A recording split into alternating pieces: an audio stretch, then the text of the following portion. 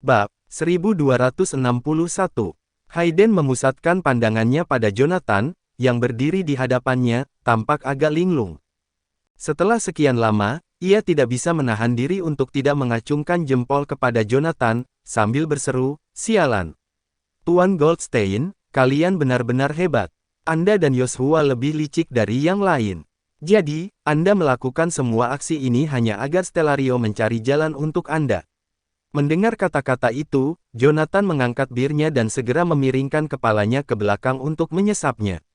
Perencanaan yang rumit seperti itu pasti dianggap licik jika digunakan pada kawan atau sekutu.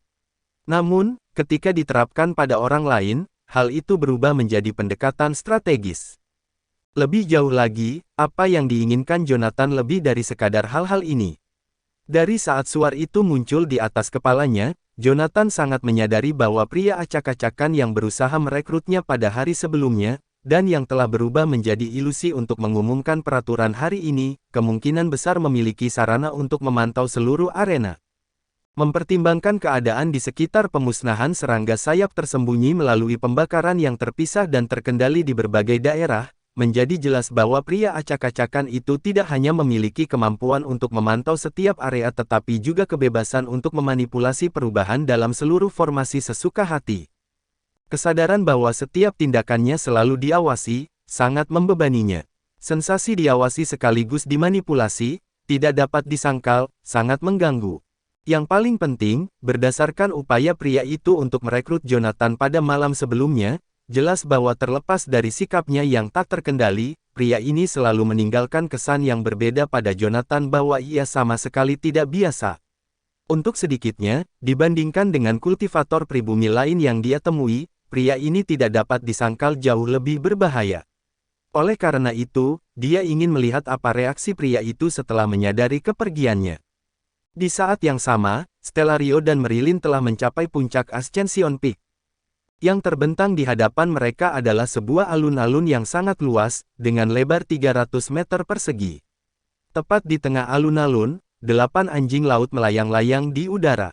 8. Itu seharusnya menjadi kualifikasi untuk meninggalkan arena ini.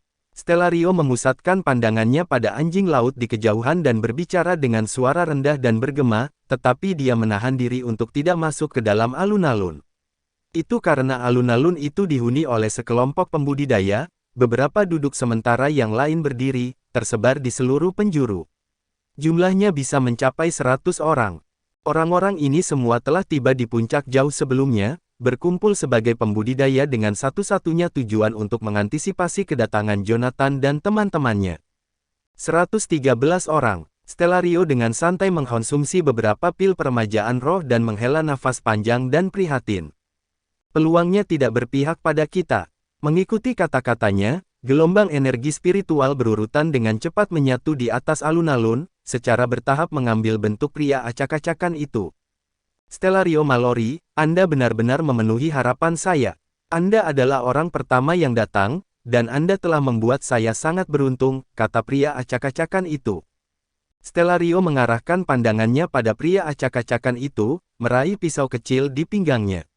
Dia membiarkan tetesan darah segarnya merembes keluar dan diserap oleh pisau itu.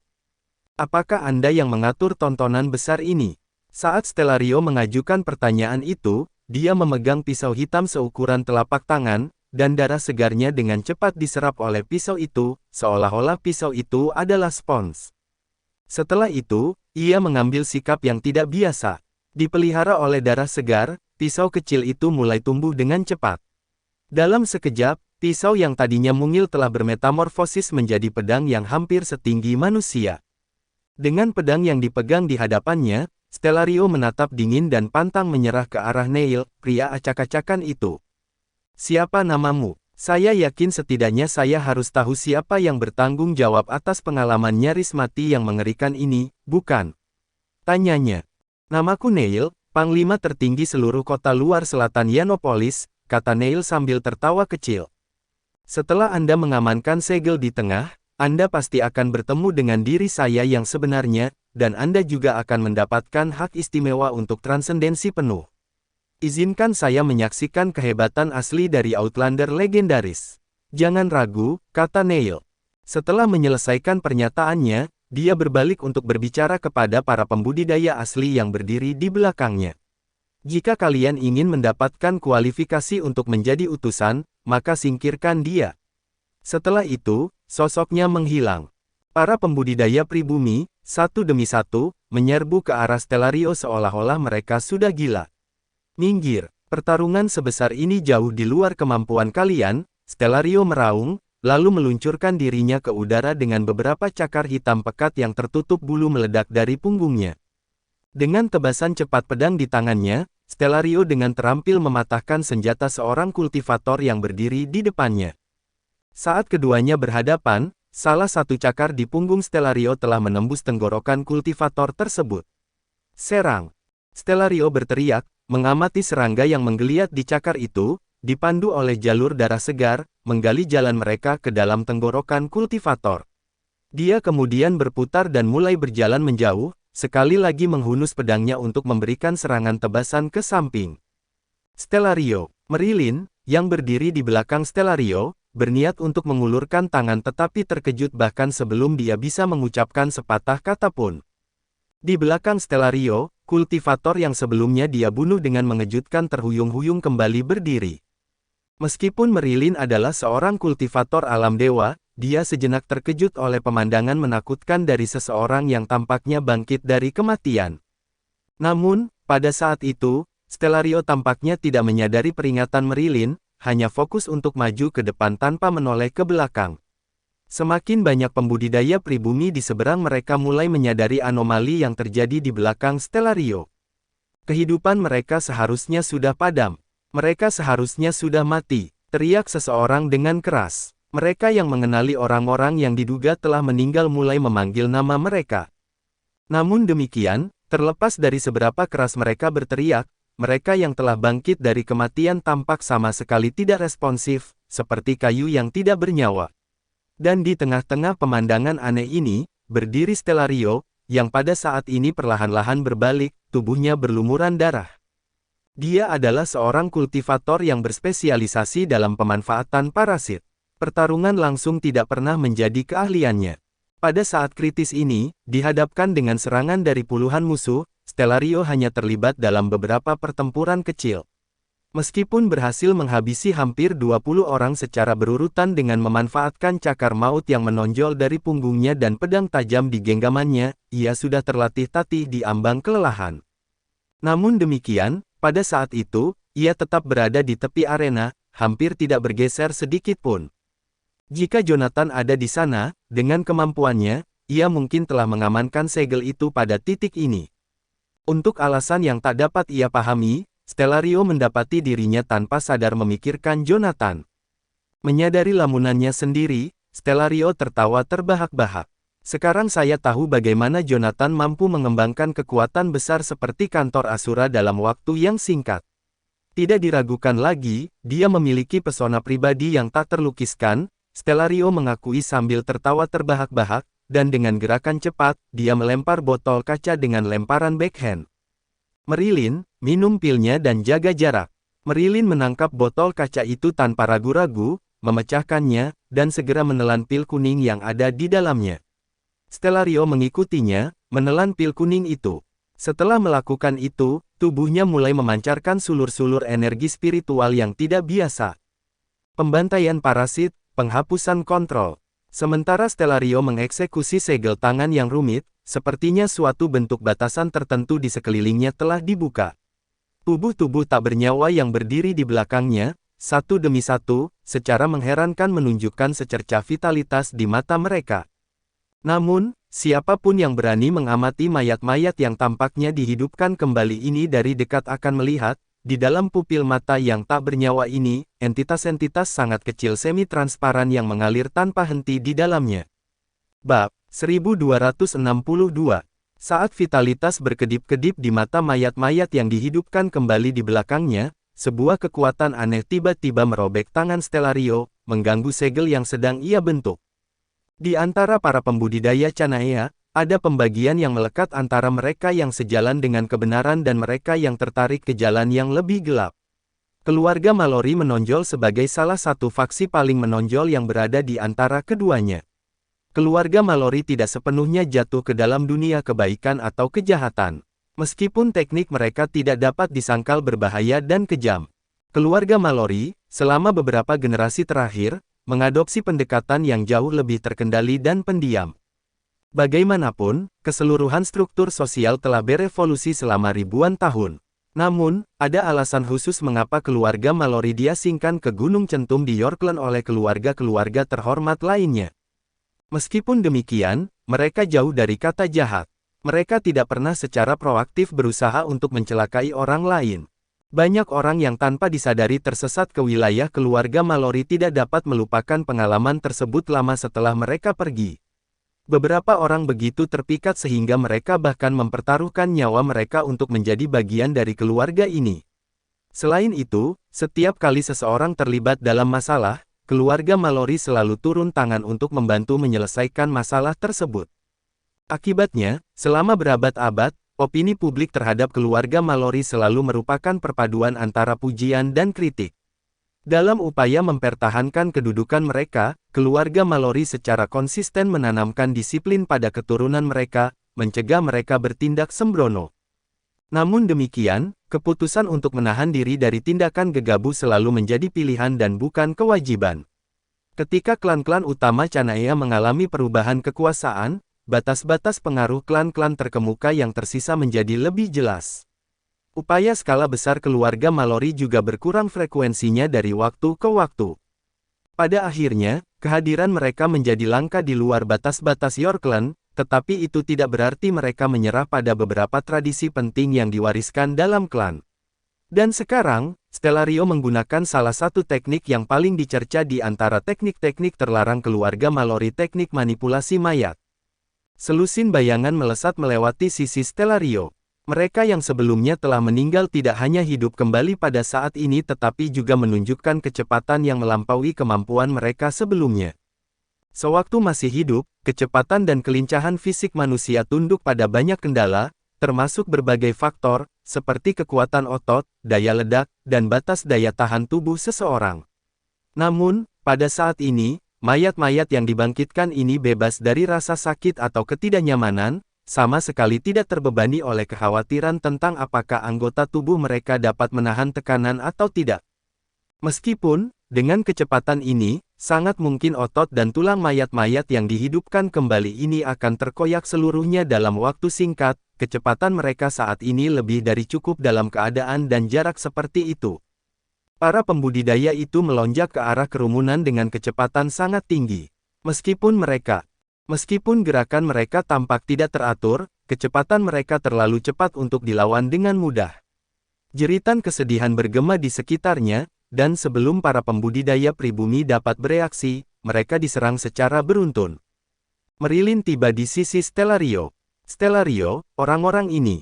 Mereka telah dihinggapi cacing korps, kata Stellario sambil mengertakkan gigi.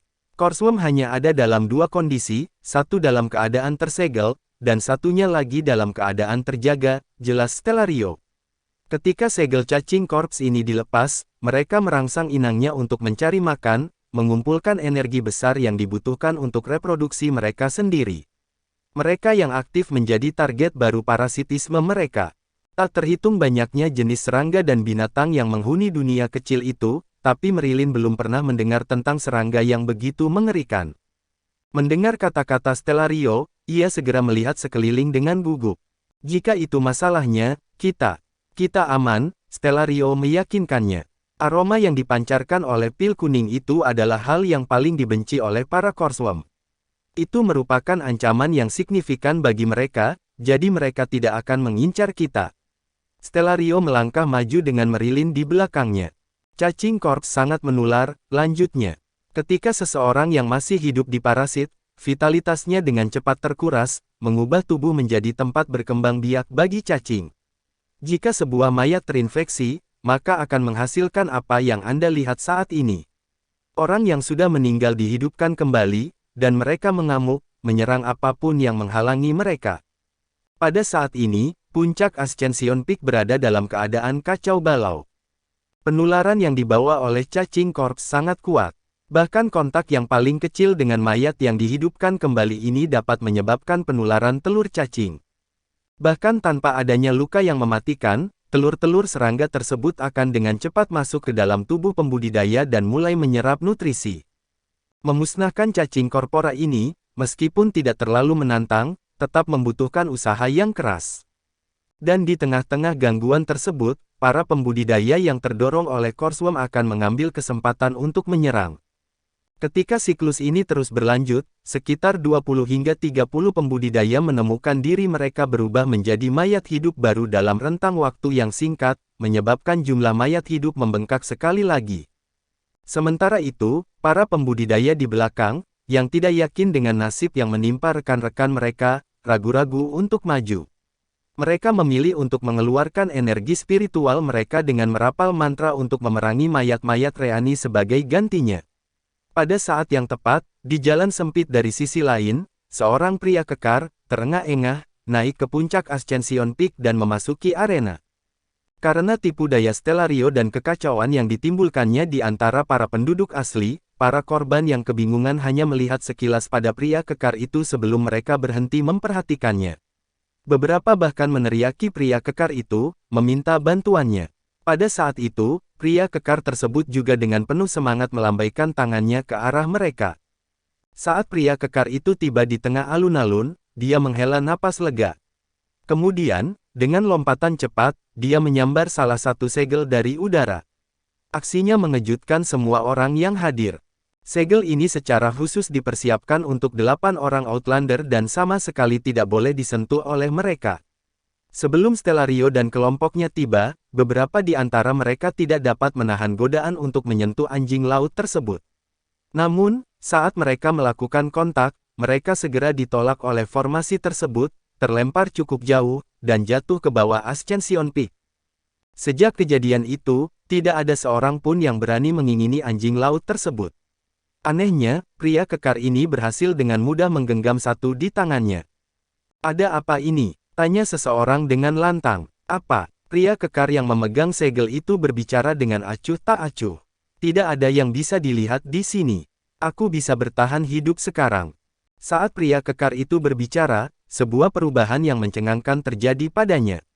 Daging di wajahnya mulai terkelupas tanpa henti, dengan potongan-potongan besar berjatuhan tanpa henti. Apa yang terlihat di balik daging itu bukanlah otot dan tulang seorang pria kekar, melainkan wajah yang berlumuran darah. Pria itu menghela napas panjang. "Saya pikir ini akan sulit, tapi ternyata, yang dibutuhkan hanyalah penyamaran sederhana untuk mendapatkan segelnya, haha." Sosok berdarah itu masih terus-menerus melepaskan potongan daging dari tubuhnya. Sementara itu, Stellario juga mengenali wanita yang mengambil wujud pria kekar itu. Itu adalah Kathleen, satu-satunya wanita di antara 8 Outlander di arena ini. Dia adalah seorang wanita yang penuh pesona, tetapi tindakannya membunuh seseorang kemudian mengupas kulitnya dan menempelkannya pada dirinya sendiri sebagai penyamaran agak menguatkan. Seorang pembudidaya pribumi menerjang Kathleen dengan pisau, tapi sebelum dia bisa meraihnya, perisai pelindung muncul, menggagalkan senjata pembudidaya itu. Kathleen melambaikan segel di tangannya, dan secara mengejutkan memanggil seember besar air untuk mulai membersihkan noda darah di tubuhnya. "Lanjutkan saja pertarunganmu. Saya cukup menikmati tontonan ini." Kathleen, yang hanya mengenakan pakaian dalam, dengan santai menyaksikan drama itu berlangsung, tanpa menunjukkan niat untuk mengulurkan tangan. Stellario hanya tertawa kecil. "Baiklah, hari ini, saya akan memberikan pertunjukan yang bagus." Bab 1263. Saat Stellario berbicara, tangannya sibuk membentuk segel tangan baru. Nekromansi dan Pestilex pada dasarnya menumbangkan tatanan alam. Setelah dilepaskan, pada awalnya akan membahayakan penggunanya dan kemudian membawa kematian bagi orang lain. Saat Stellario merapalkan mantranya, terasa seolah-olah ada kekuatan eksternal yang berusaha memisahkan tangannya. Bahkan, bagian yang bersentuhan dengan tangannya, secara tak terduga mengeluarkan gumpalan asap biru yang tak henti-hentinya, diwarnai dengan aroma daging yang samar-samar, menghasilkan pemandangan yang sangat mengerikan. Kathleen berdiri di tengah-tengah platform persegi, tampak acuh tak acuh saat dia menyeka tubuhnya hingga bersih. Namun, tatapannya tetap tertuju pada Stellario. Di antara 8 keluarga terhormat, 2 yang paling misterius adalah keluarga Grey dan keluarga Mallory. Kedua keluarga terkemuka ini jarang menampakkan diri. Selain pengepungan selama 1 dekade terhadap keluarga Whiteley, anggota yang masih hidup dari 6 keluarga terhormat hampir tidak pernah menyaksikan murid-murid kedua keluarga ini beraksi. Terlepas dari kesulitan mereka saat ini yang terjebak di dalam dunia tertutup ini tanpa sarana untuk melarikan diri, mereka semua menyadari bahwa, terlepas dari luasnya dunia kecil ini, medan pertempuran mereka yang sebenarnya berada di luar batas-batasnya. Perang antara kantor Asura dan 8 keluarga terhormat tidak bisa dihindari, tapi begitu mereka keluar dari dunia kecil ini, kantor Asura tidak akan menjadi satu-satunya musuh mereka. Aliansi di antara 8 keluarga terhormat masih jauh dari kata benar-benar dapat diandalkan. Evolusi keluarga terhormat di Canaya dimulai lebih dari 2000 tahun yang lalu, membanggakan garis keturunan tak terputus yang terbentang selama ratusan tahun sebelumnya. Namun, seiring berjalannya waktu, 300 tahun yang lalu, hanya ada 9 keluarga yang bertahan, salah satunya adalah keluarga Whiteley, yang secara keseluruhan memiliki 15 cabang. Dan saat ini, keluarga Whiteley, yang pernah menguasai setengah dari wilayah Canaya yang luas, telah dibasmi sama sekali. Sekte Phoebus dari Summerbang, yang dulunya merupakan garis keturunan abadi, juga telah mengalami transformasi besar, menjadi sekam yang bergantung pada persembahan dan sumbangan untuk bertahan hidup. Ketika dunia kecil dibuka, hanya 6 dari 15 sekte rahasia yang sebelumnya muncul. Selain itu, kekuatan dan jumlah kultivator yang mereka kerahkan bahkan tidak sebanding dengan 8 keluarga terhormat. Setiap faktor menyatakan kepada dunia bahwa evolusi seluruh ranah kultivasi Canaya telah menyimpang ke persimpangan jalan yang aneh dan cacat. Pembukaan dunia kecil ini akan menandakan titik balik yang penting. Kedelapan keluarga terhormat berpikir untuk memanfaatkan kesempatan ini untuk menyelesaikan perombakan terakhir. Pada saat ini, aliansi atau persatuan apapun tampak sangat rapuh ketika dihadapkan pada keseluruhan Canaya. Sementara itu, Kathleen tidak berharap lebih dari sekadar menelanjangi Stellario dan memeriksa secara menyeluruh kartu truf anak ajaib yang telah membuat keluarga Mallory menaruh harapan yang begitu besar. Dengan demikian, jika terjadi perang di masa depan, dia akan dapat menggunakan strategi serangan satu titik untuk menekan keluarga Mallory dalam skala yang luas. Wajah Stellario memerah saat dia mendapati dirinya menghadapi puluhan pembudidaya alam dewa, tangannya sudah hangus. Mantra yang kuat yang dia ucapkan sangat kuat. Mayat-mayat yang dihidupkan kembali itu sekarang benar-benar kehilangan kewarasan mereka, masing-masing dengan gila menyerang mantan rekan mereka. Sementara mayat-mayat itu semakin hingar-bingar, para pembudidaya pribumi yang tersisa telah berhasil menghilangkan kepanikan mereka. Mereka mulai menggunakan mantra jarak jauh satu demi satu untuk mencegah mayat hidup yang mengamuk. Ada serangga di dalam mayat-mayat ini. Perluas medan spiritual kalian untuk melindungi diri kalian sendiri. Akhirnya, seseorang telah menemukan kelemahan dalam manipulasi mayat. Teknik. Meskipun konsep mengendalikan mayat mungkin tampak baru bagi para pembudidaya asli, selalu ada metode untuk memahami seluk-beluk mantra apapun. Setelah mendengar instruksi tersebut, para pembudidaya pribumi lainnya mulai melepaskan medan spiritual mereka satu per satu. Lapisan-lapisan perisai spiritual secara berurutan terbentang, secara efektif menghalangi parasit untuk masuk. Di dalam medan spiritual, yang dapat dilihat sebagai perpanjangan dari tubuh mereka, semua orang akhirnya bisa merasakan seperti apa parasit ini. Namun, pada saat itu juga, senyum kejam tersungging di bibir Stellario. Warisan keluarga Mallory tidak bisa dilawan hanya dengan perisai. Hancurkan. Mengikuti perintah Stellario, mereka yang berada di bawah pengaruh cacing korps semuanya melompat tinggi di atas kepala kerumunan. Bang, bang, bang. Dengan setiap suara yang teredam, tubuh-tubuh itu meledak satu persatu di udara. Dalam sekejap, seolah-olah hujan darah mengalir di atas platform persegi di puncak Ascension Peak. Di bawah perlindungan segel, Kathleen menatap kosong saat potongan-potongan daging terus berjatuhan dari atas. Bagaimana mungkin tubuh-tubuh ini dapat menghancurkan dirinya sendiri jika mereka tidak memiliki sedikit pun energi spiritual? Stellario mengendalikan serangga-serangga itu untuk menghancurkan dirinya sendiri, menyebabkan mayat-mayat itu meledak. Tapi serangga-serangga ini sama sekali tidak bisa menembus medan spiritual orang-orang ini. Apa gunanya melakukan hal ini? Yang mengejutkannya, Beberapa saat kemudian, para pembudidaya pribumi mulai meringis, seolah-olah mereka sangat kesakitan. Darah itu bisa mencemari energi spiritual kita.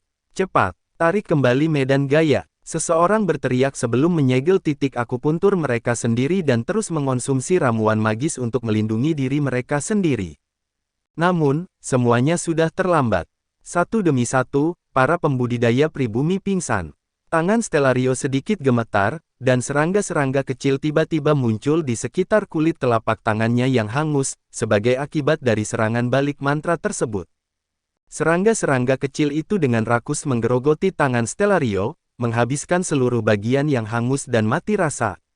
Setelah itu, mereka melesat ke atas seperti aliran air, berubah menjadi zat hitam yang menyerupai sarung tangan, yang membungkus dan melindungi tangan Stellario. Stellario, di samping, Merilin terengah-engah, menunjuk ke arah tenggorokannya sendiri. Stellario melemparkan sebuah pil hitam ke dalam mulutnya. Jangan khawatir, aku tidak akan membiarkanmu mati.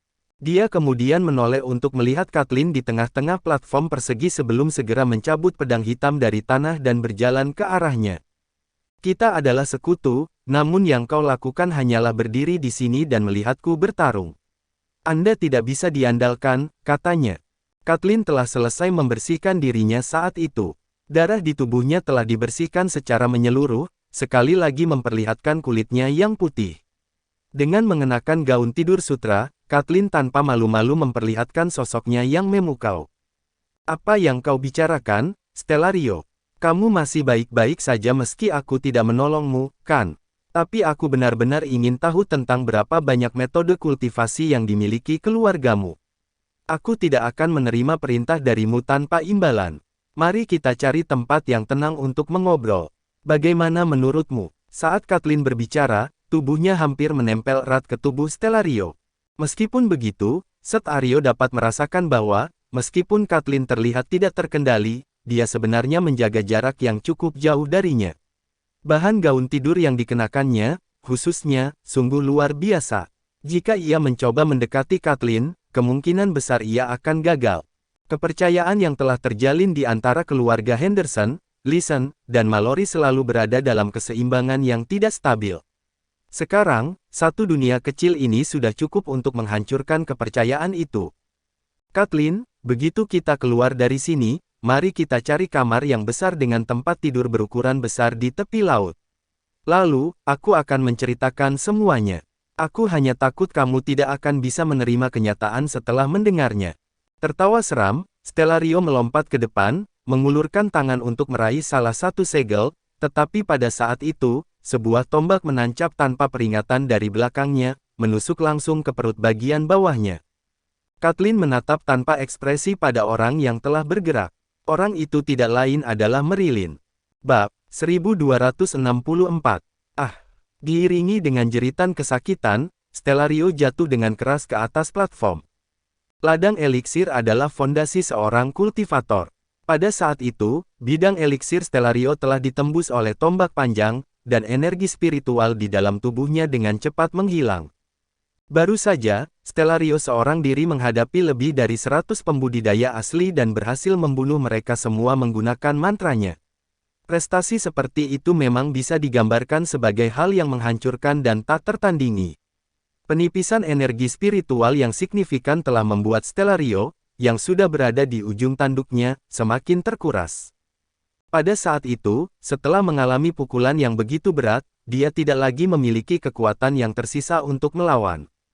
Ia terbaring di tanah dan menyaksikan darah merah tua perlahan-lahan merembes keluar dari tubuhnya.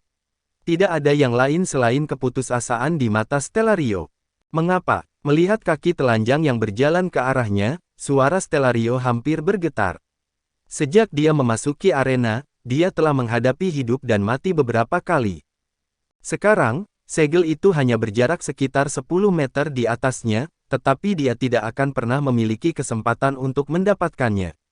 Orang yang melangkah maju tidak lain adalah Merilin yang baik hati. Dia tidak mengerti mengapa hal itu terjadi. Anda menyelamatkan saya, tapi saya juga melindungi Anda. Saya tidak mengerti. Saya benar-benar tulus terhadap Anda. Mengapa kamu harus bertindak seperti ini?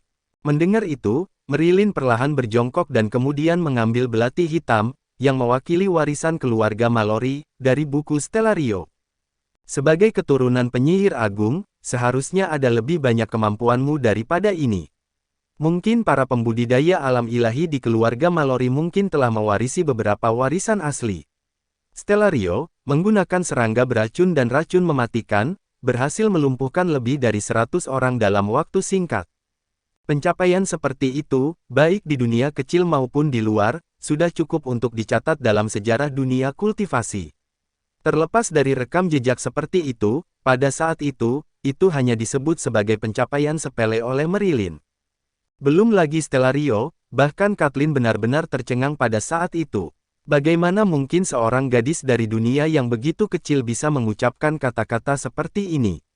Selain itu, dia hanyalah seorang pembudidaya alam dewa fase lanjut. Selain itu, jika bukan karena Stellario barusan, Marilyn mungkin tidak akan selamat. Apa yang sebenarnya terjadi dengan wanita ini? Kamu bukan Marilyn. Seboxia. Stellario meraung marah, sementara Kathleen, setelah mendengar nama Seboxia, langsung melompat mundur, menciptakan jarak beberapa puluh meter antara dia dan Marilyn. 8 keluarga terhormat itu telah lama mulai menyelidiki asal-usul kekuatan tempur Jonathan yang luar biasa. Semakin lama, bukti-bukti semakin mengarah pada kemungkinan adanya monster tua yang bersemayam di dalam dirinya.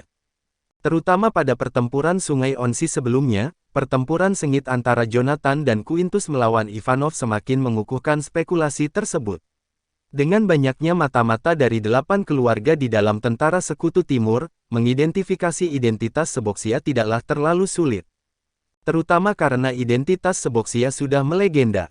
Dia adalah sosok kuat yang mendirikan Seboxiasm, agama terbesar di dunia. Seseorang yang seharusnya sudah meninggal 600 tahun yang lalu tiba-tiba muncul kembali dan sekarang melekat pada Jonathan.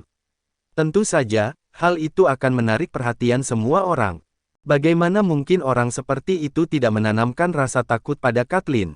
Marilyn menatap Stellario yang terbaring di tanah, tatapannya setenang biasanya.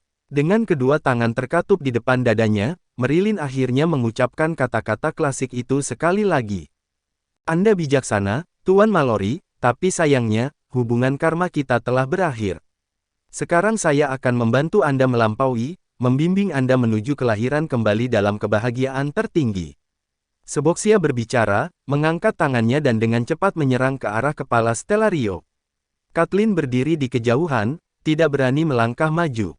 Yang bisa ia lakukan hanyalah melihat Stellario menemui ajalnya yang tragis. Pada saat itu, Stellario juga memilih untuk menerima takdirnya. Jalan seorang kultivator pada akhirnya harus berakhir. Hanya saja baginya, Stellario, dunia kecil itu adalah tujuan akhirnya. Gelombang tekanan spiritual turun, dan Stellario memejamkan matanya tanpa melakukan perlawanan. Rasa sakit yang telah diantisipasinya tidak kunjung datang. Stellario membuka matanya, hanya untuk menemukan sebuah segel telah jatuh di depannya, menghalangi serangan Seboxia. Dan di belakang Seboxia, pria yang menyebut dirinya Neil muncul sekali lagi. Seorang ahli yang bisa memanfaatkan bentuk energi spiritual itu langka. Dengan senyum ceria, Neil berjalan ke arah Stellario. Dengan sebuah ketukan ringan di udara, segel di depan Stellario jatuh ke tangan Neil. Saya suka penampilanmu. Kamu bisa terus hidup. Neil berbicara kepada Stellario dengan santai seolah-olah sedang mendiskusikan sesuatu yang tidak terlalu penting. Neil, Panglima Besar Kota Luar Selatan Yanopolis, adalah orang yang bertanggung jawab atas seluruh kota luar. Di tempat itu, dia adalah Tuhan yang mengatur segalanya. Neil berdiri dan menatap Seboxia. Saya sangat menyukai gadis kecil ini. Apakah mungkin untuk mengampuni nyawanya? Teknik kerasukan roh Seboxia sangat mendominasi. Saat menggunakan tubuh Jonathan, dia perlu bernegosiasi dengan yang terakhir karena takut hal itu akan membahayakan anima Jonathan. Namun, menduduki tubuh Marilyn, Seboxia jelas tidak memiliki kesabaran untuk memberitahu dia terlebih dahulu. Melihat Neil, Seboxia tersenyum tipis. Kemudian, dia melangkah maju, dan sesosok tubuh muncul dari tubuh Marilyn. Pria itu memegang manik-manik spiritual dan terbungkus jubah putih, memancarkan cahaya hijau giok. Marilyn jatuh ke tanah seolah-olah mendapat aba-aba sementara Seboxia berdiri, menginjak-injak tanah dengan kakinya. Kamu sudah cukup menyaksikan pertunjukannya. Saatnya kalian naik ke atas panggung. Saat Seboxia berbicara, beberapa orang menundukkan kepala untuk melihat tanah di bawah kaki mereka. Retak, retak, retak. Serangkaian suara retakan terdengar. Boom! Dengan suara menggelegar, Jonathan dan Hayden melompat keluar dari bawah platform persegi, mendarat dengan mantap di samping Seboxia. Kalian, Stellario sejenak terkejut saat menatap duo yang penuh semangat itu, tetapi dengan cepat memahami seluk-beluk situasinya. Jonathan, kamu benar-benar licik. Jangan katakan seperti itu, kata Jonathan, menatap Stellario, yang kultivasinya hancur, dan melambaikan tangannya. Aku benar-benar menghalangi para pengejarmu saat itu. Kaulah yang memilih untuk meninggalkanku, bukan? Mendengar itu, Stellario tertawa dingin, tetapi memilih untuk tidak berdebat lebih jauh. Sementara itu, tatapan Jonathan tertuju pada Seboxia. Hei, Seboxia, bukankah kita sudah sepakat? Kita akan menyuarakan niatnya yang sebenarnya sebelum aku muncul untuk menyelesaikannya. Kamu telah mengekspos dirimu sendiri sekarang, membuat segalanya menjadi sulit bagiku. Seboxia, di sisi lain, tidak terpengaruh. Kita tidak bisa mengeluarkan suara apapun. Kemunculannya saat ini hanyalah sebuah perubahan bentuk dalam susunan misterius ini. Bahkan saya tidak menimbulkan ancaman bagi keberadaannya. Itu adalah pertama kalinya Jonathan mendengar Seboxia mengakui bahwa dia kehabisan akal. Melihat Neil, Jonathan memasang wajah penuh rasa ingin tahu. Saya benar-benar ingin tahu, apa sebenarnya yang Anda rencanakan? Apa yang membuat Anda tertarik pada Stellario dan saya? Saat Jonathan berbicara, dia dengan ringan melompat, mengambil sebuah segel, dan kemudian menyerahkannya kepada Neil. Kita telah diberi kesempatan untuk bertahan hidup. Bukankah ini saatnya Anda mengungkapkan niat Anda yang sebenarnya? Neil mengambil segel Jonathan di tangannya dan segera menoleh ke arah Stellario sambil tertawa terbahak-bahak. Aku tidak membunuhmu karena ada seseorang yang tertarik padamu. Nama keluarga orang itu adalah Whiteley. Bab 1265. Nama belakangnya adalah Whiteley. Mendengar hal ini, Hayden hanya bisa berseru kaget. Saya tahu bahwa Yoshua, saat Hayden sedang berbicara, dia tiba-tiba dibungkam oleh kekuatan yang tak terlihat. Mendongak ke atas. Ia melihat Neil di hadapannya, tatapannya sedingin es, tampak siap menyerang kapan saja.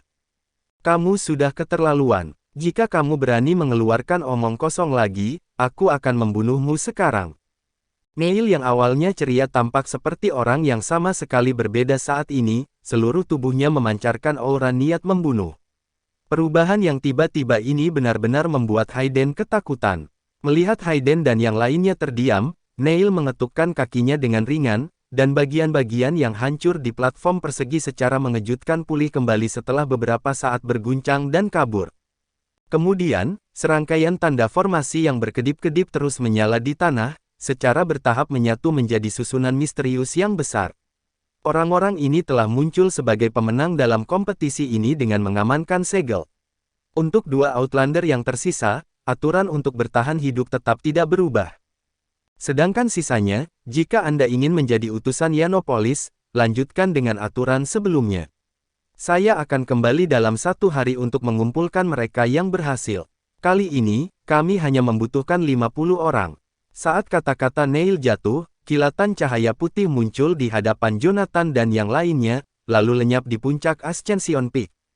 Di puncak gunung yang menjulang tinggi, sebuah susunan cahaya putih yang bersinar sangat terang. Beberapa sosok muncul, itu adalah Jonathan dan kelompoknya. Selama beberapa hari terakhir, Jonathan telah menggunakan formasi portal terlalu sering. Sekarang, dia telah beradaptasi dengan ketidaknyamanan transformasi spasial. Bahkan saat berteleportasi, Jonathan masih memiliki waktu luang untuk mengamati tanda formasi-formasi portal di bawah kakinya. Di luar lingkaran teleportasi, ada formasi jebakan, formasi pembunuhan, dan formasi ilusi yang berlapis-lapis di atas satu sama lain. Kau benar-benar berhati-hati, Jonathan berkomentar sambil tertawa kecil sambil melihat kembali formasi-formasi dalam buku-buku kuno. Dia melihat sekeliling dan terlihat sedikit terkejut saat melihat di balik puncak-puncak yang memanjang.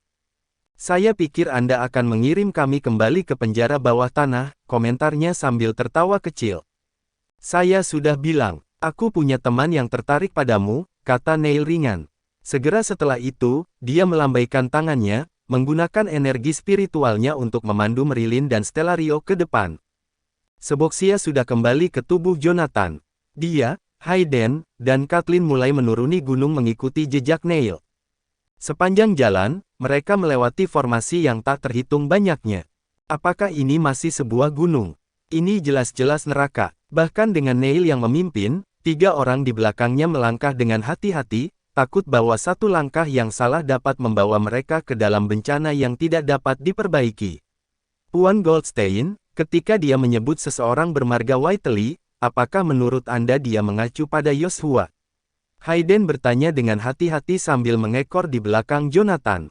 Saya rasa begitu, jawab Jonathan sambil menatap punggung Neil. Hanya ini yang bisa menjelaskan mengapa mereka menunjukkan belas kasihan kepada kita. Tapi yang tidak bisa saya pahami adalah mengapa Yoshua mengampuni Stellario. Secara logika, dia seharusnya ingin membunuh Stellario. Jonathan dan Hayden merasa sangat lega setelah mendengar Neil menyebutkan bahwa dia memiliki seorang teman bermarga Whiteley. Kemungkinan orang di balik ini bukanlah Yoshua terlalu kecil, mengingat mereka masih bisa mendengar nama keluarga ini di 2 dunia, dan orang tersebut membuat Neil mengampuni Jonathan dan yang lainnya. Dibandingkan dengan kelegaan yang dirasakan oleh keduanya, Kathleen, yang mengikuti di belakang, merasa jauh lebih suram.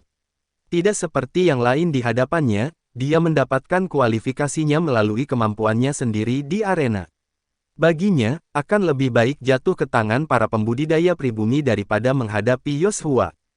Lagi pula, jika Neil, yang menetapkan peraturan kompetisi, melakukannya karena keinginan pribadi, maka keputusannya untuk mempertahankannya pasti memiliki tujuan. Bahkan jika dia mengidamkan kecantikannya, itu masih merupakan suatu bentuk nilai. Di dunia para kultivator, menjadi berharga berarti seseorang bisa hidup. Sekarang orang yang mungkin berada di balik semua ini adalah Yoshua, bagaimana mungkin dia tidak panik? 8 keluarga terhormat bersekongkol untuk memusnahkan keluarga Whiteley saat itu, membantai lebih dari 30.000 orang. Yoshua telah menahan kebencian yang begitu mendalam selama 10 tahun untuk mencari kesempatan untuk membalas dendam, dan satu-satunya nilai Kathleen bagi Yoshua adalah melampiaskan kemarahannya. Ini dari sudut pandang publik.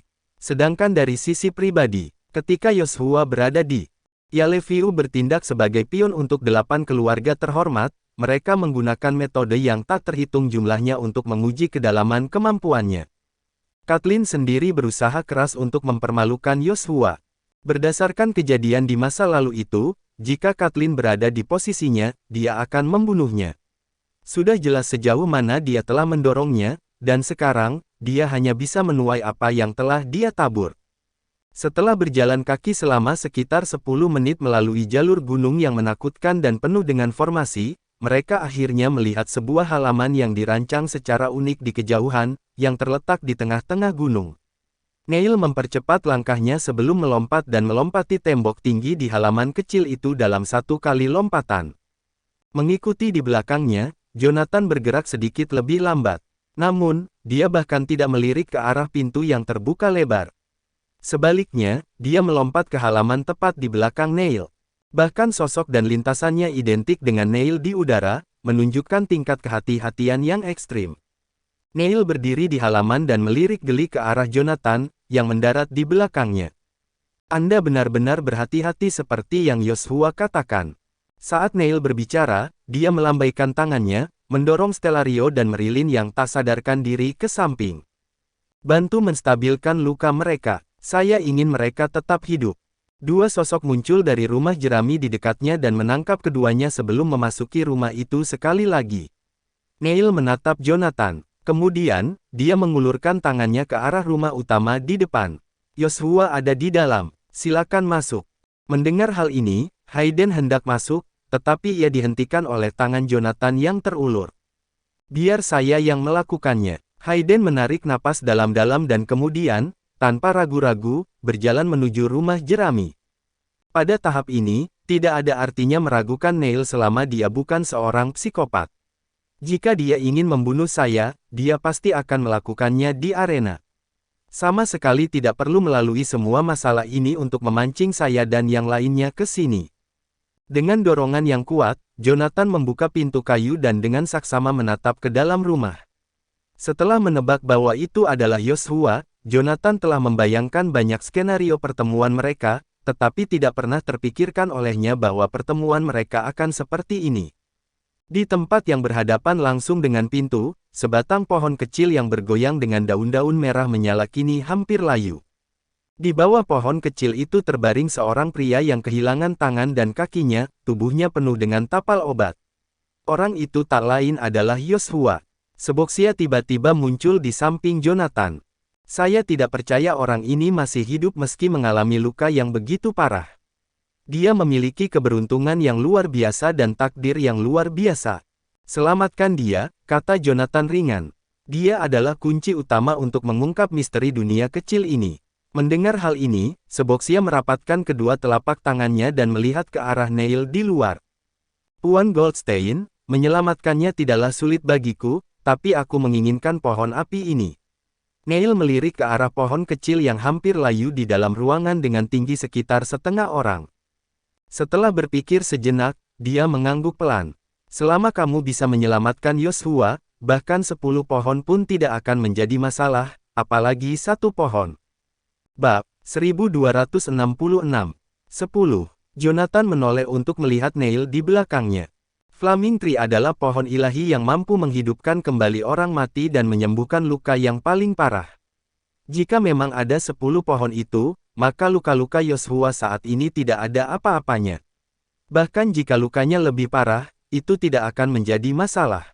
Seboxia mungkin menginginkannya untuk memanfaatkan kekuatan kehidupan murni di dalamnya. Namun, Flaming Tree memiliki arti yang lebih penting bagi Jonathan. Kembali ke Summerbang, Jonathan mendapatkan platformasi Summerbang Abyss setelah menyingkirkan Vladimir dan muridnya. Namun di dalam Summerbang Abyss, Flaming Tree, salah satu fondasi formasi dari formasi 4 simbol yang menjebak binatang purba, Josel, telah layu sepenuhnya karena eksploitasi berlebihan oleh Vladimir dan yang lainnya. Dengan kata lain, formasi 4 simbol telah kehilangan fondasi formasi. Meskipun dapat menyegel Josel untuk sementara, namun tidak sekokoh dulu. Jika bukan karena kabut putih yang menakutkan di luar, dia mungkin sudah lama keluar. Saat ini, meskipun dia masih terperangkap, Jonathan tahu bahwa selama dia diberi waktu, dia pasti bisa mengguncang fondasi formasi yang tidak stabil dan membebaskan dirinya sendiri. Satu-satunya solusi adalah menemukan pohon api lain untuk melengkapi fondasi formasi-formasi 4 simbol. Formasi itu sudah ada, itu hanya masalah mengganti salah satu fondasi formasi, dan itu seharusnya menjadi tugas yang cukup mudah. Bagian yang sulit dari masalah ini terletak pada pohon api itu sendiri. Itu adalah harta karun yang langka di alam semesta. Bahkan di zaman kuno, itu adalah hal yang sangat berharga. Dengan itu menjadi ramuan penyembuhan ajaib yang mampu menghidupkan kembali orang mati. Saat semua pembudidaya melihat pohon api, mereka tidak bisa tidak ingin mengekstrak setiap tetes jusnya. Mereka tidak akan pernah membiarkan pohon yang begitu unik ini tak tersentuh. Selama ini, Jonathan selalu percaya bahwa itu adalah tugas yang mustahil untuk diselesaikan. Namun, setelah melihat tanda-tanda pohon api kembali di dunia kecil itu saat ini, Jonathan sangat terkejut dalam hati. Meskipun Seboxia merasa skeptis dengan klaim Neil, ia tidak ragu-ragu dan berbalik dan masuk ke dalam rumah jerami untuk mulai mengobati luka-luka Yoshua. Sementara itu, Jonathan berjalan menghampiri Neil. Apakah kamu serius ingin memiliki 10 pohon api, sobat? Neil duduk di kursi goyang di sampingnya, melakukan peregangan dengan lesu sebelum berbaring di atasnya. Sambil menatap Jonathan dan yang lainnya, ia melepaskan termos di pinggangnya dan menuangkan minuman keras ke dalam mulutnya. Mengapa saya harus berbohong kepada kalian semua? Meskipun sikapnya acuh tak acuh, Jonathan tidak merasa terganggu. Sebaliknya, dia duduk di atas batu biru di dekatnya dan tertawa pelan.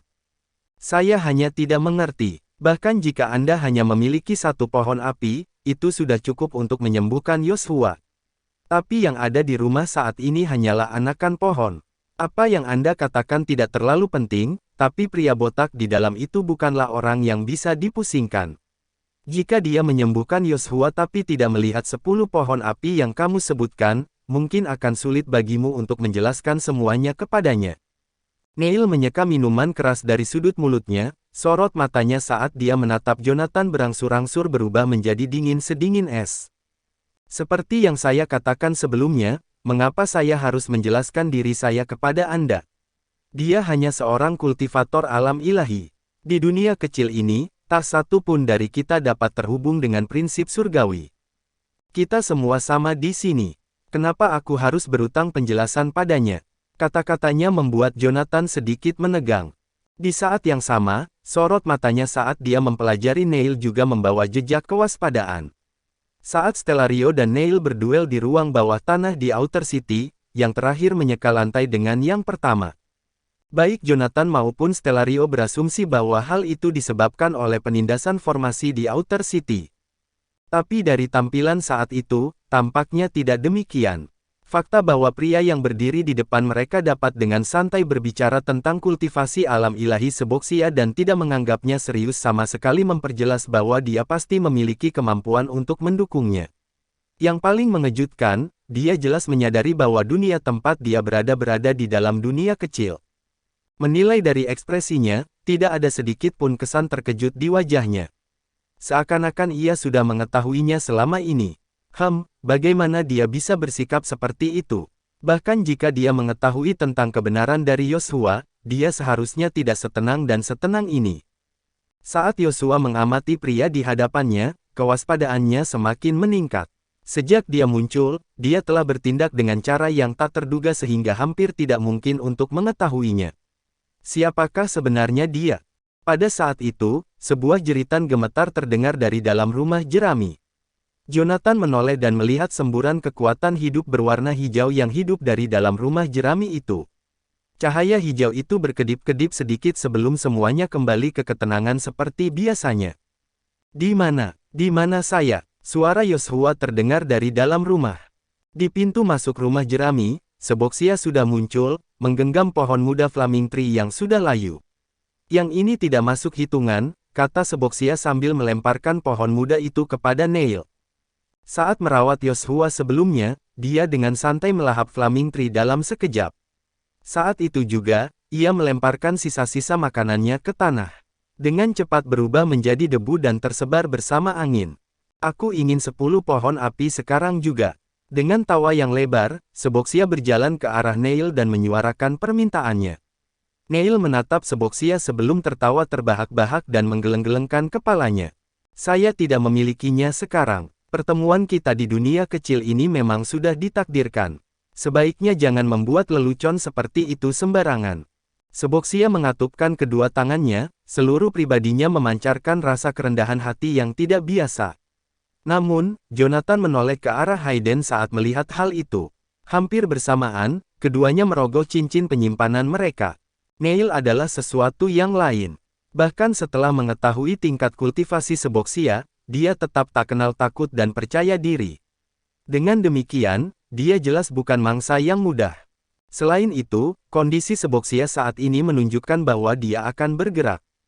Meskipun Neil telah menyelamatkan mereka, Jonathan masih lebih cenderung mempercayai orang-orang yang telah membentuk aliansi dengannya di luar dunia kecil. Mungkin Neil adalah sosok yang sangat penting, tapi jika pria itu mengancam nyawa mereka, dia tidak akan ragu untuk membunuhnya.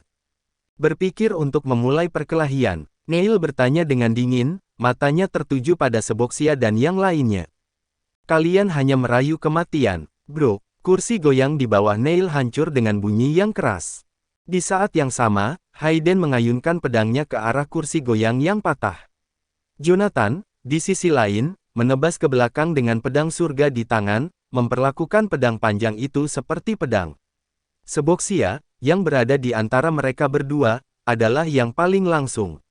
Saat dia berdiri di tempat, dua lengan tiba-tiba muncul dari punggungnya dan mengepal.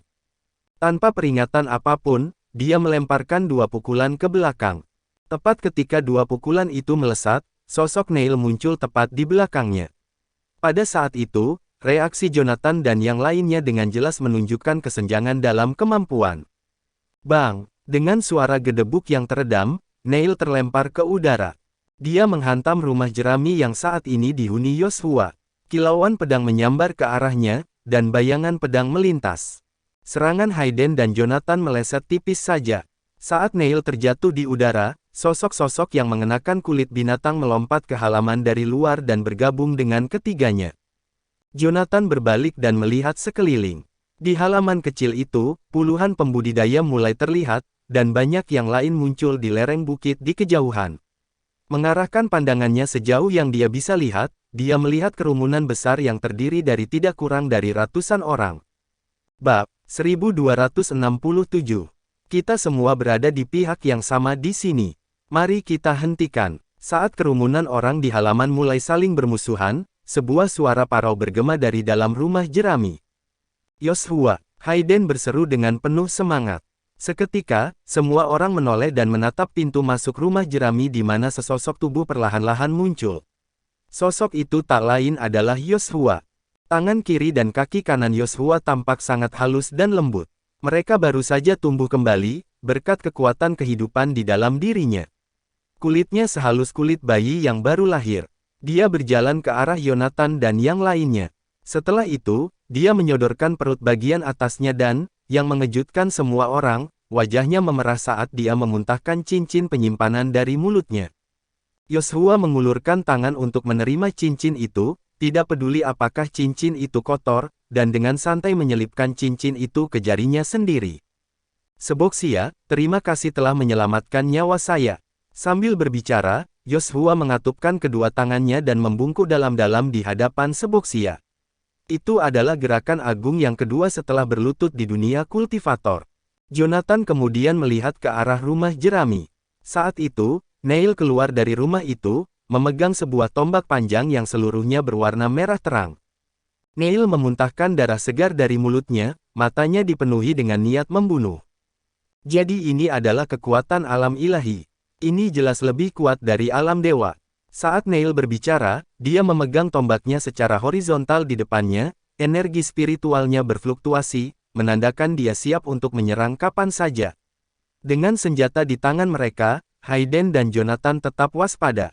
Sementara itu, Seboxia, yang berdiri di tengah, melemparkan senyuman ke arah Neil. Tuan Whiteley, Anda masih berhutang 10 pohon api, namun Anda tetap bersikap seperti itu. Ini tidak benar. Yoshua berdiri dan menoleh untuk melihat Neil, yang berada di belakangnya, lalu melirik Jonathan.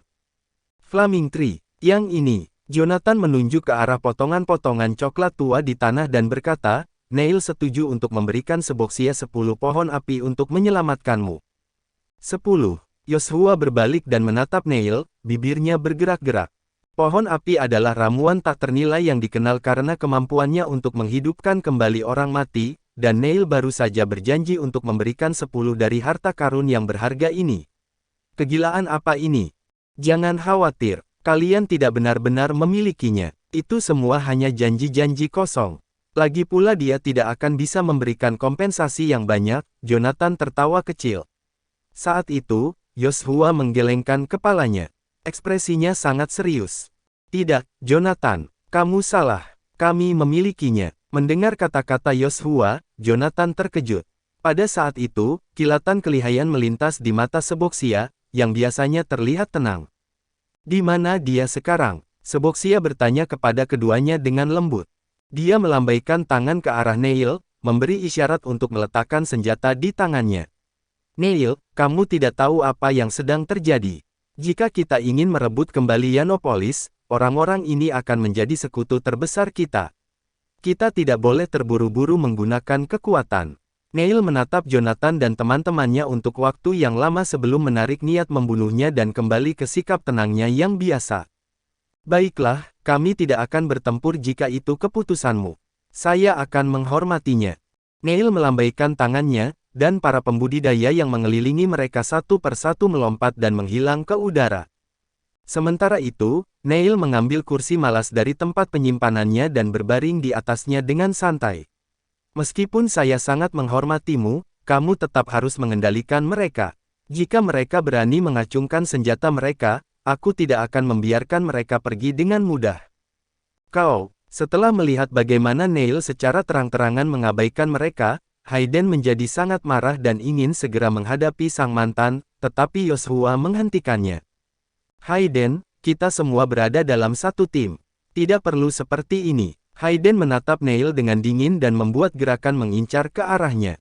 Neil tertawa kecil sambil dengan santai mengangkat labu pinggulnya ke arah Hayden. Kesombongannya langsung menyulut kemarahan Hayden. Sialan, kamu pikir kamu siapa? Hayden hampir saja menyerang Neil dengan pedangnya, namun sekali lagi, Yoshua turun tangan, mencegah serangan itu. Dia juga punya kegunaan untuk kalian semua. Memulai pertarungan sekarang tidak akan menguntungkan kalian. Sejak awal, keluarga Zing telah menggantungkan harapan mereka pada Yoshua. Dia adalah pilihan awal Hayden untuk diikuti. Meskipun Hayden saat itu sedang diliputi amarah, ia masih bisa menahan diri di depan Yoshua. Yoshua melirik ke arah Kathleen, yang sedari tadi berdiri di sampingnya.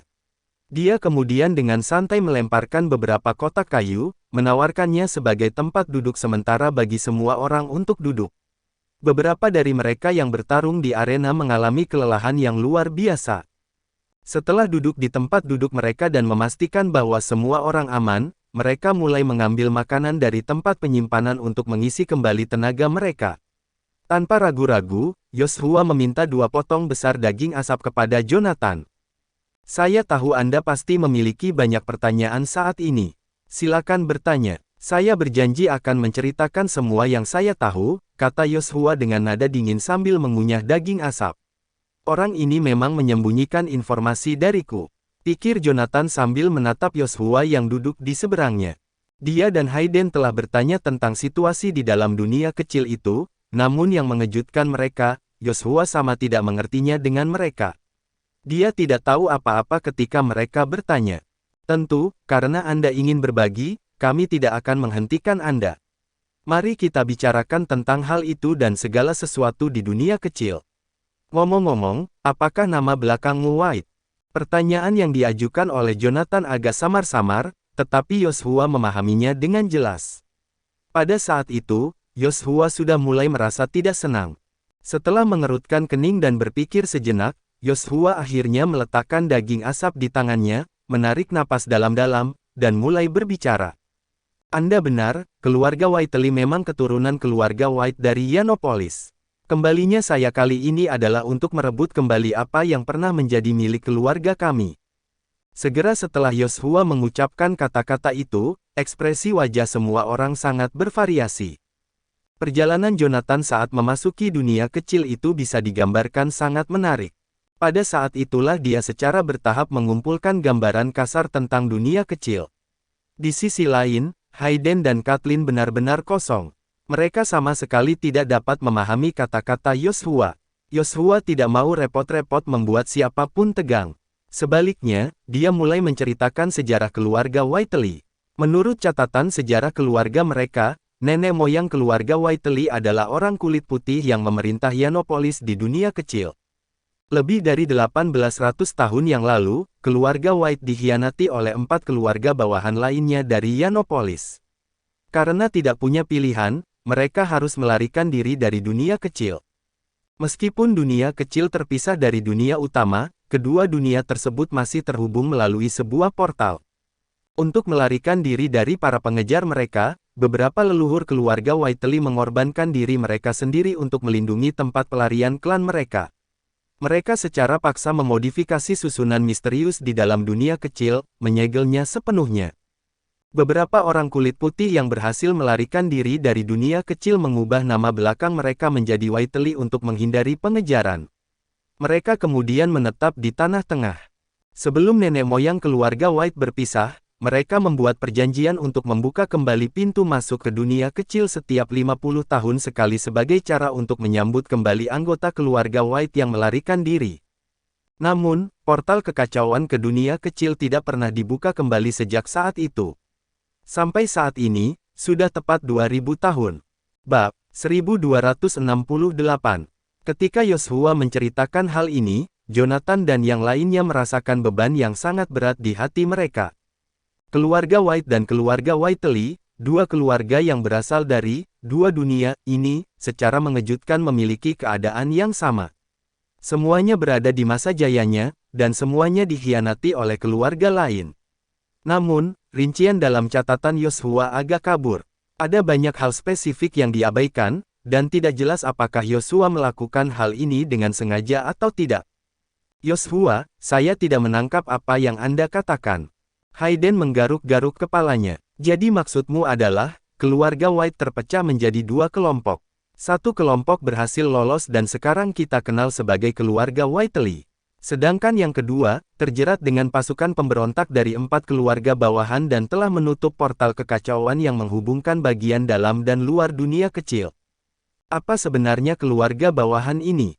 Tidak lama setelah kata-kata Hayden keluar, Neil, yang dengan santai berbaring di kursi goyang di kejauhan, mulai berbicara. Bangsa putih adalah raja-raja, dan keluarga bawahan melayani mereka. 2000 tahun yang lalu, keempat keluarga bawahan merupakan bawahan dari keluarga putih. Mereka datang ke dunia kecil ini bersama keluarga putih. Anda bisa memahami peran mereka sebagai budak. Saat kata budak diucapkan, tatapan Jonathan dan yang lainnya langsung beralih ke arah orang yang mengajukan pertanyaan, Hayden. Keempat keluarga bawahan itu, dan keluarga Zing, The Untouchables, memang memiliki kemiripan yang mencolok satu sama lain. Tidak hanya dalam hal posisi, namun juga dalam hal apa yang dilakukan Hayden dan timnya saat ini, mereka sangat mirip. Hayden menentang keluarga Osborn, menyuarakan berbagai keluhan. Jonathan dan semua orang sepakat bahwa perlawanan keluarga Zing dapat dibenarkan dan mereka memang harus melawan mereka. Keempat keluarga Dianopolis menentang keluarga White, yaitu keluarga Whiteley. Karena Yosua, semua orang secara tidak sadar percaya bahwa keempat keluarga tersebut pantas mati dan keluarga Whiteley adalah garis keturunan yang sah. Meskipun itu adalah situasi yang sama, dua hasil yang sangat bertolak belakang diperoleh karena status setiap orang yang berbeda. Terkadang, memang begitulah yang terjadi di dunia ini. Ini bukan tentang benar atau salah. Ini hanyalah masalah perbedaan perspektif. Kenapa kalian semua menatapku? Ini tidak seperti aku menentang keluarga kulit putih kalian atau semacamnya. Melihat wajah Hayden memerah karena marah, Jonathan hanya bisa menggelengkan kepalanya tanpa daya. Yosua, menurut apa yang kau katakan, portal kekacauan yang menghubungkan dunia kecil dengan dunia luar seharusnya muncul setiap 50 tahun sekali. Mengapa butuh waktu 2000 tahun untuk muncul kembali? Yosua menggelengkan kepalanya sedikit mendengar berita itu. Saya tidak tahu pasti. Yang ku tahu, kakek buyut pernah berkata bahwa keluarga Whiteley mengunjungi Delisgar Ridge setiap 50 tahun sekali untuk memeriksa portal kekacauan. Bahkan ada suatu masa ketika keluarga Whiteley mengirim orang ke Doveston untuk bersembunyi selama 10 tahun sebelumnya dan kemudian menunggu 10 tahun lagi setelah portal kekacauan seharusnya terbuka. Bahkan setelah 20 tahun penuh, portal kekacauan belum juga terbuka. Tidak ada yang tahu apa yang terjadi di dunia kecil, tapi satu hal yang bisa dipastikan adalah bahwa keluarga White, yang berada di dunia kecil, sudah tidak ada lagi. Mengenai pembukaan portal kekacauan ini, saya juga tidak tahu alasannya. Saya baru mengetahuinya ketika saya menerima sinyal bahwa portal kekacauan telah dibuka setahun yang lalu. Saat Yosua berbicara, dia tanpa sadar melirik cincin di tangannya. Pada saat ini, Jonathan juga melihat ke arah pedang surga di tangannya. Sebelum memasuki dunia kecil, Jonathan telah menyimpulkan bahwa senjata di tangannya pasti berasal dari nenek moyang keluarga Whiteley. Pada titik ini, sudah pasti bahwa senjata dan aksesoris ini, yang berkilauan dengan cahaya hijau, pasti memiliki hubungan yang tidak dapat dijelaskan dengan dunia kecil. Setelah jatuh ke dunia ilusi beberapa kali, Jonathan pernah mengerahkan seluruh jaringan intelijen kantor Asura untuk menemukannya. Namun, bahkan setelah mencari tinggi dan rendah di hamparan luas Canaya, tidak ada secuil pun berita. Dari yang terlihat sekarang, dunia ilusi bisa jadi mencerminkan dunia kecil. Tidak jauh dari situ, Neil melihat beberapa orang terdiam dan tiba-tiba tertawa terbahak-bahak. Apa yang perlu direnungkan? Terbukanya portal kekacauan disebabkan oleh ketiadaan elemen paling penting dalam susunan aturan dunia kecil, yang sudah mulai runtuh. Kata-kata Neil yang santai segera menarik perhatian beberapa orang. Kepribadian Neil sangat mirip dengan Savion, mewujudkan tipe karakter yang mengikuti arus dalam segala hal dan tidak percaya pada hal-hal yang tabu. Sementara Savion membawa aura acuh tak acuh tentang dirinya, Neil, di sisi lain, memancarkan rasa lesu yang tak berkesudahan. Siapa sebenarnya orang ini? Jonathan memperhatikan saat Neil mengajukan pertanyaan kepada Joshua. Ini adalah salah satu kartu truf yang ditinggalkan oleh keluarga White bertahun-tahun yang lalu, Panglima Besar Kota Luar Selatan, Neil Yarnell. Joshua menatap Neil, memperkenalkannya sambil tersenyum. Sejarah keluarga Whiteley yang saya ketahui, semuanya diwariskan secara lisan oleh nenek moyang kami. Dia adalah pewaris sejati masa lalu keluarga Whiteley. Mendengar perkataan Joshua, Neil berulang kali melambaikan tangannya. Jangan berkata seperti itu. Yang mewarisi warisan nenek moyang keluarga White bukanlah saya, melainkan nenek moyang saya. Neil berbicara dari tempat duduknya, secara mengejutkan meletakkan termos pinggulnya dengan ekspresi serius di wajahnya. Bertahun-tahun yang lalu, nenek moyang saya menyelamatkan seorang tuan muda dari keluarga White di padang gurun yang luas. Tuan muda itu kemudian menjadi tokoh penting dalam keluarga White, dan leluhur saya menjadi satu-satunya teman tuan muda itu. Namun, karena status mereka masing-masing, mereka berdua, meskipun terhubung, jarang bertemu. Justru karena itulah mereka dapat menghindari pengawasan dari 4 keluarga dan meneruskan warisan yang ditinggalkan oleh nenek moyang keluarga White. Sejak hari itu, kami mulai terus menyusun strategi, memperluas pengaruh kami, menunggu kembalinya keluarga White. Kami telah menunggu sampai sekarang. Ketika Neil mengucapkan kata-kata ini, tatapannya tertuju pada Joshua. Sementara itu, Hayden, di sampingnya sangat bersemangat. Menatap mata Neil, permusuhan dari sebelumnya tidak terlihat. Sebaliknya, mata mereka dipenuhi dengan antisipasi. Jadi, apakah semua orang yang Anda kumpulkan di sini untuk membantu Joshua merebut kembali Yanopolis? Saya melihat Anda memiliki cukup banyak orang di sini. Apakah Anda memiliki rencana khusus? Hayden berbicara dengan antusias, tetapi Jonathan, di sampingnya merasakan ada yang tidak beres dengan suasana itu. Sambil menatap mata Neil, Jonathan menghela napas. Neil, kamu tidak benar-benar berencana untuk membantu Joshua, kan?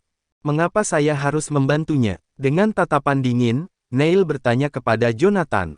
Begitu kata-kata ini diucapkan, Hayden, yang berdiri di dekatnya, sedikit terkejut.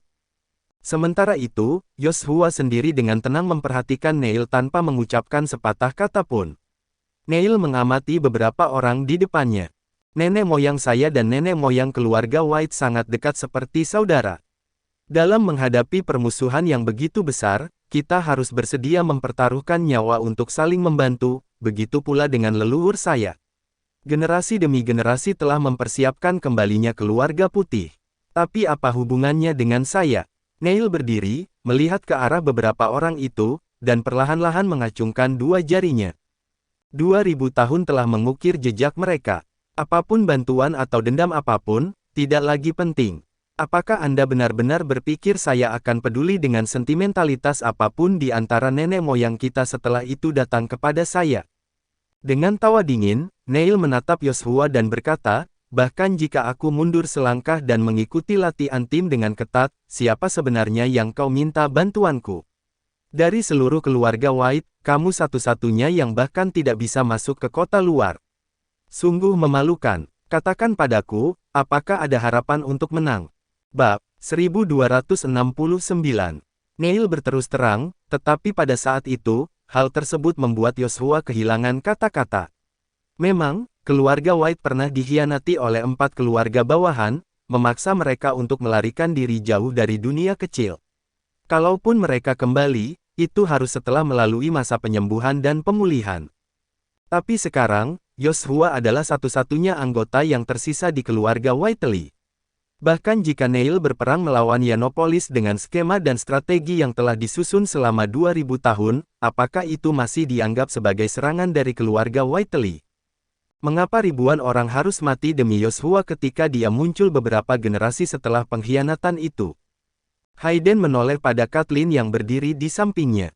Dengar, ini semua karena kalian, 8 keluarga. Jika Anda telah menghancurkan keluarga Whiteley, kita tidak akan berada dalam situasi sulit seperti sekarang ini. Mendengar hal ini, Kathleen memutar bola matanya ke arah Hayden. Kamu pikir kamu siapa? Jangan lupa, 2 pembudidaya alam dewa dari keluarga Ziegler juga berpartisipasi dalam perang yang memusnahkan keluarga Whiteley bertahun-tahun yang lalu.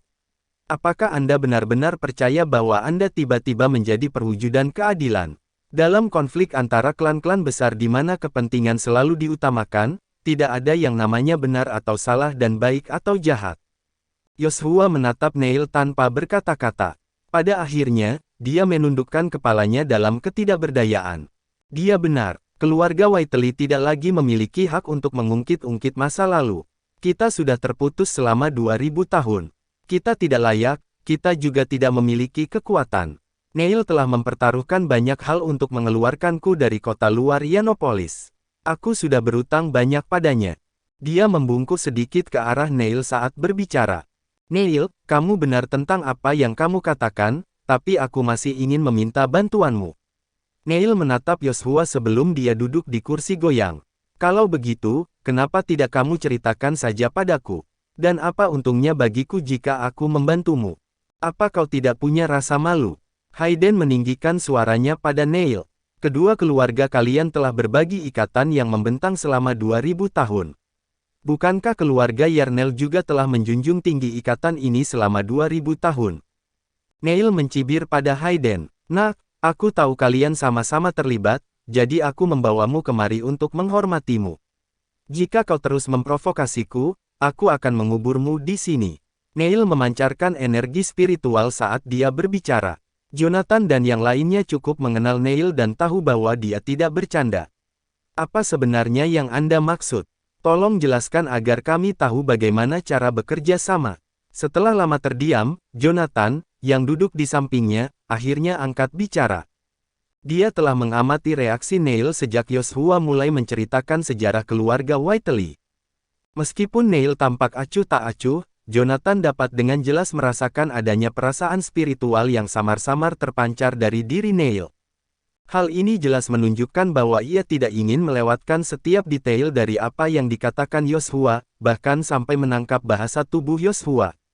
Oleh karena itu, Jonathan dapat menyimpulkan bahwa Neil tidak seperti yang terlihat. Yoshua pasti akan sangat berguna baginya. Neil menatap Jonathan sebelum menoleh ke Seboxia, yang berdiri di sampingnya. Aku tidak menyukaimu, kamu terlalu pandai membaca pikiran orang. Kata-kata Neil membuat Jonathan bingung. Meskipun ia pandai menyusun strategi, ia tidak akan pernah bisa mengalahkan Yoshua dalam hal permainan pikiran. Seorang pria yang seorang diri memainkan 8 keluarga besar selama 1 dekade. Fakta itu saja sudah cukup untuk membuat banyak orang waspada. Pada saat itu, Yoshua terlihat sangat sedih dan terpuruk. Dia menggigit daging sapi untuk melampiaskan rasa frustrasinya. Sialan, saya telah dimanfaatkan oleh Yoshua lagi. Jonathan hanya bisa menghela nafas kesal melihat Yoshua bertingkah seperti orang bodoh. Dia yakin Yoshua bisa merasakan perasaan spiritual Neil karena dia bisa. Yoshua juga pasti tahu bahwa Neil bukanlah Yo yang biasa, namun dia telah menunggu Jonathan untuk berbicara. Dia mungkin berpura-pura lemah untuk menurunkan kewaspadaan Neil terhadapnya. Pada saat itu, Yoshua juga mengangkat pandangannya ke arah Jonathan, dan Jonathan langsung mengerti. Yoshua sudah tahu bahwa Jonathan telah mengetahui motifnya, namun dia tidak khawatir akan ketahuan. Karena saya ingin sekali melarikan diri dari dunia yang kecil ini, saya tidak punya pilihan lain selain mengikatkan nasib saya dengan nasibnya. Hehe, Jonathan terkekeh. Namun, hanya dia dan Yoshua yang mengerti arti di balik tawa itu. Jonathan menatap Neil. Jadi, karena kau bilang aku bisa membaca pikiran orang, berarti aku benar, kan? Kita masih memiliki kesempatan untuk berkolaborasi, bukan? Sambil berbicara, Jonathan dengan santai melemparkan sebotol minuman keras kepada Neil. Minumlah ini, putar saja untuk membukanya. Ini jauh lebih enak daripada anggur yang Anda miliki di sini. Karena Neil adalah seorang pecandu alkohol, ia dengan penuh semangat membuka botol itu dan meneguknya. Bahkan peminum berpengalaman pun hanya berani meneguknya sedikit demi sedikit karena mengandung persentase alkohol yang tinggi. Pada saat ini, Neil tampaknya telah menghabiskan sekitar 200 ml saat ia meneguk semuanya. Menghela napas. Barang bagus. Neil berbicara dengan lantang sambil memegang botol wine di tangannya. Itu bukan anggur yang bagus. Hayden bergumam. Alkohol, tanpa diragukan lagi, adalah alat yang signifikan untuk memperkuat ikatan antar pria dengan cepat. Semua orang tampak seperti teman sejati, setidaknya sampai minuman mereka habis, entah mereka hanya berpura-pura atau tidak. Neil duduk di sebelah Jonathan, mengulurkan tangan untuk mengambil sepotong daging asap dari meja dan memasukkannya ke dalam mulutnya, sementara Jonathan mengeluarkan sekantong kacang dari tempat penyimpanannya sambil tersenyum ceria, diikuti dengan beberapa botol minuman keras yang ia letakkan di depan Neil. Minumlah bersama makanannya. Neil menerima semuanya tanpa pertanyaan.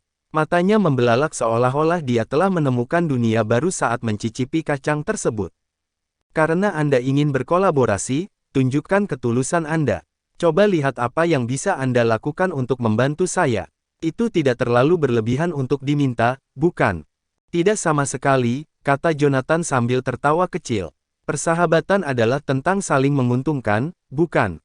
Hanya ada satu hal yang tidak saya pahami. Saat ini, Joshua adalah satu-satunya keturunan keluarga White yang tersisa. Bahkan jika Anda bergabung dengannya, maknanya telah berubah. Adapun tingkat kultivasi Joshua, itu tidak benar-benar memainkan peran penting dalam skema keseluruhan. Apa yang kamu inginkan? Neil melirik Joshua, yang memucat, dan sedikit ejekan muncul di matanya. Hehe, saya hanya menginginkan dua hal. Pertama, aku ingin mendapatkan dukungan dari 108 desa dengan menggunakan reputasi keluarga White. Dan yang kedua adalah warisan keluarga putih. Bab 1270. Saat Neil berbicara, pandangan semua orang langsung tertuju pada Joshua. Warisan terbesar di tangan Joshua tidak lebih dari 3 item magis dari keluarga Whiteley, Hailstorm Fan, Formation Crusher, dan Throw of Summoner. Meskipun ketiga item magis itu memang kuat, keefektifannya sebagian besar bergantung pada lingkungan eksternal, di mana pembudidaya tingkat tinggi langka. Di dunia kecil itu, meskipun energi spiritual berlimpah, para pembudidaya dapat menggunakan 3 item magis tanpa khawatir akan kehabisan tenaga. Namun, sama halnya, karena kelimpahan energi spiritual, para pembudidaya tingkat tinggi di sana juga berlimpah. Dengan metode kultivasi yang tepat, bahkan seekor anjing pun bisa menerobos ke alam dewa. Situasi itu telah mengubah ketiga benda ajaib itu menjadi sesuatu yang tidak berguna. Tentu saja, jika seseorang bisa memanfaatkan prinsip of strength sebagai sumber untuk menggerakkan 3 item magis, mereka pasti bisa melepaskan kekuatan yang sangat besar. Namun, masalahnya adalah, di dunia yang kecil dan terisolasi itu, mustahil untuk merasakan prinsip. Oleh karena itu, Jonathan dan yang lainnya agak bingung, bertanya-tanya apa yang sebenarnya diinginkan oleh Neil. Pada saat itu, Joshua juga mengeluarkan 3 benda ajaib yang ingin dimiliki oleh orang-orang di dunia luar selama 10 tahun. Yang saya warisi dari kakek buyut saya hanyalah 3 benda ajaib ini. Hati Kathleen dipenuhi dengan kegembiraan yang tak terlukiskan saat dia melihat ketiga benda ajaib di depan Joshua. Itu adalah harta karun yang diinginkan dan diperebutkan oleh 8 keluarga terhormat. Sangat disayangkan bahwa mereka saat ini berada di dunia kecil. Jika tidak, dia akan melakukan apapun untuk merebut setidaknya satu bagian dan melarikan diri. Jonathan mengambil Formation Crusher, memeriksanya dari kedua sisi, lalu segera menyerahkannya kepada Neil. Apa gunanya kau mengambil benda ini? Mengapa saya membutuhkan ini? Neil mengulurkan tangan dan mendorong Formation Crusher ke samping. Yang saya inginkan adalah mantra formasi keluarga White. Jonathan menatap Joshua dan bertanya, mantra formasi. Apa itu? Pada saat itu, Joshua tampak agak bingung, menggelengkan kepalanya dengan lembut. Melihat ekspresi Joshua, Jonathan sejenak tidak dapat membedakan apakah Joshua benar-benar tidak tahu atau dia sedang bersandiwara. Mantra formasi apa? Saya benar-benar tidak tahu, kata Joshua dengan ekspresi polos di wajahnya. Saat itu, 8 keluarga terhormat tiba-tiba berbalik melawan keluarga Whiteley. Meskipun keluarga Whiteley telah merasakan sesuatu yang tidak beres sebelumnya dan telah mengirim saya, kartu tersembunyi mereka, terlebih dahulu, kami masih lengah oleh 8 keluarga terhormat. Ketika kakek buyut saya mewariskan semua ini kepada saya bertahun-tahun yang lalu, dia hanya berpesan agar saya bersabar dan bertahan. Dia juga memberi saya buku kuno ini. Itu saja. Saat Joshua berbicara, dia mengeluarkan sebuah buku kuno yang sudah rusak parah. Apa yang tercatat di sini adalah semua yang baru saja saya bagikan kepada Anda. Selama 1 dekade terakhir, saya telah membaca buku ini luar dalam berkali-kali, namun saya tidak pernah menemukan mantra formasi apapun. Sebelum Yoshua sempat menyelesaikan kalimatnya, Neil sudah merebut kitab kuno itu dari tangannya. Dengan energi spiritualnya yang mendukung kitab kuno itu, Neil dengan cepat membaca isinya. Setelah beberapa saat, dia dengan santai melemparkan buku itu ke atas meja. Mustahil, keluarga White pasti telah mewariskan mantra pembentukan. Meskipun dunia kecil ini sangat rumit, pada dasarnya, itu tidak lebih dari sebuah ruang yang mirip dengan formasi. Agar sebuah ruang dapat berfungsi, ia harus mematuhi aturan tertentu. Anggota keluarga White memiliki keterampilan untuk menguasai aturan ini. Setelah 4 keluarga bawahan mengkhianati keluarga putih, mereka mengambil alih kendali atas Yanopolis, tetapi perebutan kekuasaan mereka hanya dilakukan dengan kekerasan. Mereka tidak pernah benar-benar menguasai dunia kecil ini. Mengendalikan dunia kecil. Jonathan sedikit terkejut dengan kata-kata Neil dan segera mengalihkan pandangannya kembali ke Yoshua. Jonathan merenung, jika saya memiliki kemampuan untuk mengendalikan dunia kecil ini, apakah saya akan mengungkapkannya? Tentu saja tidak. Jadi, entah itu sebuah akting atau ketidaktahuan yang tulus, tidak mungkin Yoshua akan membiarkan apapun lolos. Kerjasama antara kedua belah pihak telah menemui jalan buntu. Neil memperhatikan Yoshua yang terdiam untuk beberapa saat sebelum dia perlahan-lahan berdiri. Anda tidak perlu memberitahu saya jika Anda tidak mau. Ini juga akan menyelamatkan saya dari kesulitan untuk pergi keluar. Sekarang, saya dapat dengan nyaman tetap menjadi panglima besar. Meskipun aku tidak memiliki kehidupan yang bebas seperti 4 keluarga lainnya, ini sudah cukup bagiku. Kalian semua harus memikirkan hal ini. Bagaimanapun, portal kekacauan hanya memungkinkan transmisi satu arah. Jika Anda ingin pergi, sebenarnya cukup sederhana. Yang kalian butuhkan hanyalah seseorang dari keluarga putih untuk mengendalikan formasi, dan kalian bisa membuka pintu dalam dan luar dunia kecil kapan saja. Saat Neil berbicara, dia berbalik dan menuju ke halaman kecil di luar. Saya memberi Anda waktu 1 hari untuk memikirkannya. Jika jawabannya tidak sesuai dengan yang saya cari, maka Anda tidak ada artinya bagi saya. Apapun yang Anda lakukan, jangan tinggalkan halaman kecuali Anda dapat melawan formasi yang telah ada selama 2000 tahun dan ribuan pembudidaya alam dewa di luar.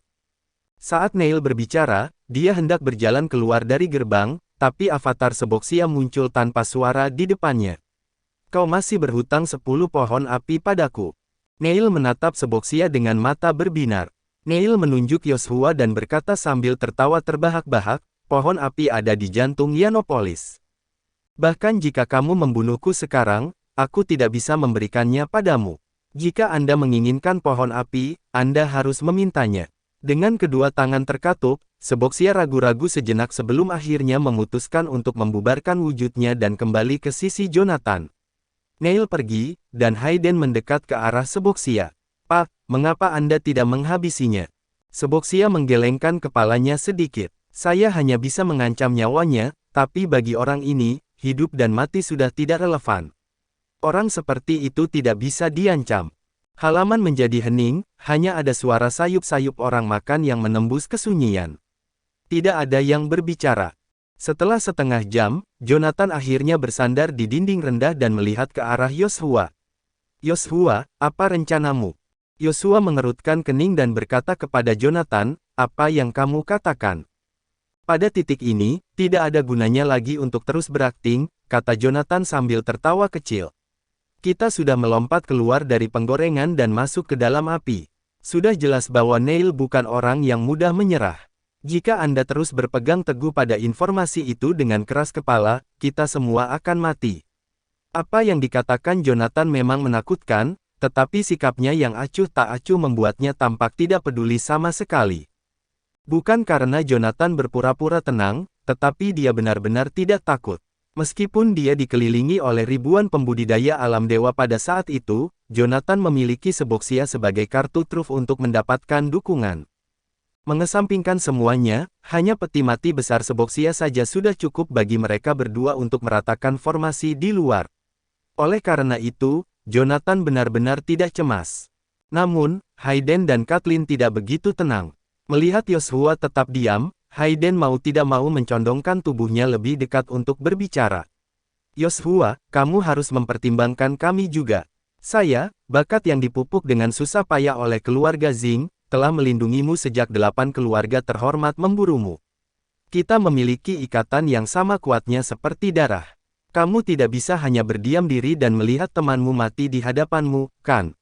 Bersambung.